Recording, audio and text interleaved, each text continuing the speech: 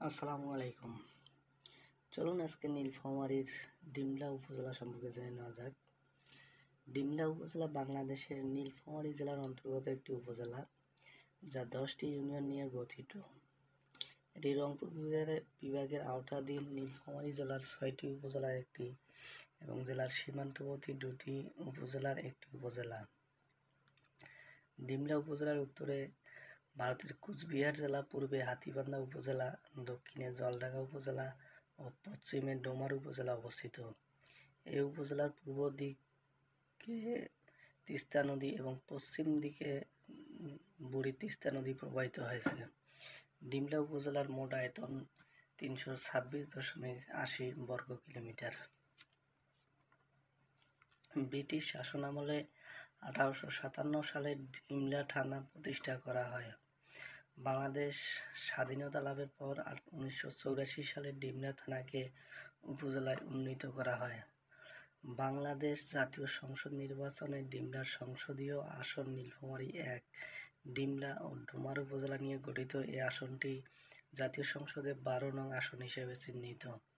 চলুন এবার নামকরণ সম্পর্কে জেনে নেওয়া যাক। 16শো শতাব্দীতে এই এলাকায় মোহাম্মদ কলিমুল্লাহ নামে এক প্রভাবশালী জমিদারের জমিদারি ছিল। তখন এই এলাকার নাম ছিল মোহাম্মদগঞ্জ। পরবর্তীতে ব্রিটিশ শাসনের শুরুতে 1772 সালে বাবু হররাম সেন ইজারা সূত্রে জমিদার হন এবং তিনি এখানে একটি ডিম্বাকৃতি প্রাসাদ নির্মাণ করেছিলেন। তার এই ডিম্বাকৃতি প্রাসাদ থেকে ডিমলার নামকরণ হয়েছে বলে জনশ্রুতি রয়েছে। এছাড়া আরও জনশ্রুতি রয়েছে, বর্তমান ডিমলার দক্ষিণ পূর্ব দিকে তেল্লাই নামে একটি বিল ছিল। তখন এই বিলে অনেক অতিথি পাখি আসত এবং প্রচুর ডিম দিত। ডিমগুলো দেখতে আকর্ষণীয় ছিল বলে দূর দূরান্ত থেকে অনেক ব্যবসায়ী আসত ডিমের ব্যবসা করতে। এসব আকর্ষণীয় ডিমের প্রতুলতার কারণে এলাকার নাম হয় ডিমলা। ধারণা করা হয় পাখির ডিম ও তেল্লাই বিল, লোকমুখের ডিম তেল্লাই, ডিমলা নামকরণ হয়েছে। ইতিহাস: ঐতিহাসিকদের মতে প্রাচীনকালে ডিমলা সহ এই অঞ্চল কামরূপ রাজ্যের অংশ ছিল। এই অঞ্চলটি পাল, খেন বংশ, কোচ বংশ প্রভৃতি রাজবংশ দীর্ঘ সময় ধরে শাসন করেছে। ডিমলা থেকে মাত্র কয়েক কিলোমিটার দূরে জলঢাকা উপজেলার খেরকাটি নামক গ্রামে পাল বংশের দ্বিতীয় রাজা ধর্মপাল দুর্গ নির্মাণ করেছিলেন। পরবর্তীতে তার নামে এলাকার নাম হয় ধর্মপাল। 14শো শতাব্দীর শেষ দিকে অঞ্চলটি খেন রাজবংশের অন্তর্গত ছিল। আলাউদ্দিন হোসেন শাহ কামতা রাজ্য জয় করলেও এই অঞ্চল মুসলমানদের দখলে আসেনি, বরং কোচ রাজ্যের অন্তর্গত হয়। আইনি আকবরী তথ্য মতে এই অঞ্চল কাচওয়ারা বা কোচবিহার নামে অবহিত হতো।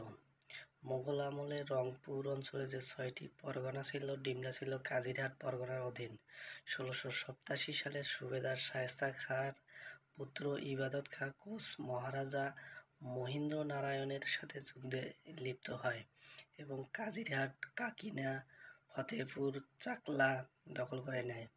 সেই সময় এলাকার জমিদার হন মোহাম্মদ কলিমুল্লাহ। বাংলাদেশের স্বাধীনতা যুদ্ধ শুরু হওয়ার পর 1971 সালের 8ই এপ্রিল পাকিস্তান সেনাবাহিনী এলাকাটি দখল করে এবং 6টি ক্যাম্প স্থাপন করে। ডিমলা সীমান্তবর্তী এলাকা হওয়ায় মুক্তিবাহিনীর সদস্যরা সুবিধাজনক স্থানে ক্যাম্প করতে পেরেছিলেন। মুক্তিবাহিনী ডিমলাকে 6টি কোম্পানিতে ভাগ করেছিল। 10 অক্টোবরের রাজাকার ধরার ঘটনার জেরে 18 অক্টোবর প্রথম সংঘর্ষ হয়। এতে মোহাম্মদ আলী নামে এক মুক্তিযোদ্ধা শহীদ হয় এবং পাকিস্তানি বাহিনী পিছু হটার সময় 10 থেকে 15 নিরীহ বাঙালিকে ধরে নিয়ে যায়, যাদেরকে পরের দিন 19 অক্টোবর ডাঙ্গারহাট গোমনাথী সড়কের পাশে নির্বিচারে হত্যা করে। এরপর আরও কয়েকটি সংঘর্ষ হয়। 1971 সালের 11ই ডিসেম্বর ডিমলাকে মুক্তাঞ্চল ঘোষণা করা হয়। বাংলাদেশ স্বাধীনতা লাভের পর 1984 সালের 1 ফেব্রুয়ারি ডিমলা থানাকে উপজেলায় উন্নীত করা হয়। ডিমলা উপজেলা 10টি ইউনিয়ন নিয়ে গঠিত।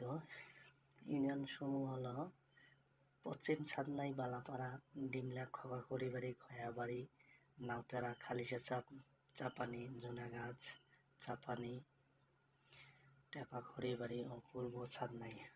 1857 সালে ডিমলা থানা স্থাপনের পর 1984 সালে এটিকে উপজেলায় উন্নীত করা হয়। সরকার কর্তৃক নিয়োগপ্রাপ্ত একজন উপজেলা নির্বাহী কর্মকর্তার অধীনে উপজেলার প্রশাসনিক কার্যক্রম পরিচালিত হয়। তিনি উপজেলার প্রশাসনিক প্রধান। এছাড়া জনগণের সরাসরি ভোটে নির্বাচিত একজন উপজেলার চেয়ারম্যান জনগণের প্রতিনিধি হিসেবে দায়িত্ব পালন করেন।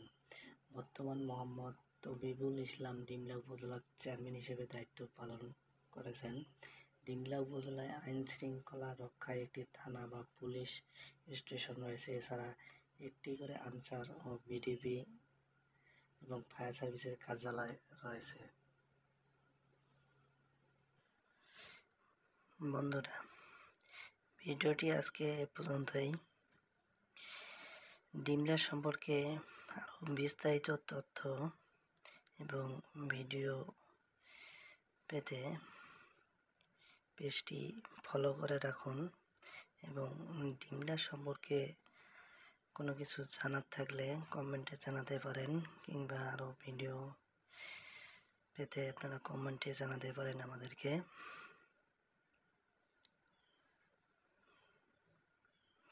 এছাড়াও পেজটি লাইক, ফলো দিয়ে রাখিয়েন। ভিডিওটি দেখার জন্য অসংখ্য ধন্যবাদ। আমার ডিমলা আজকে এখানেই শেষ। ধন্যবাদ।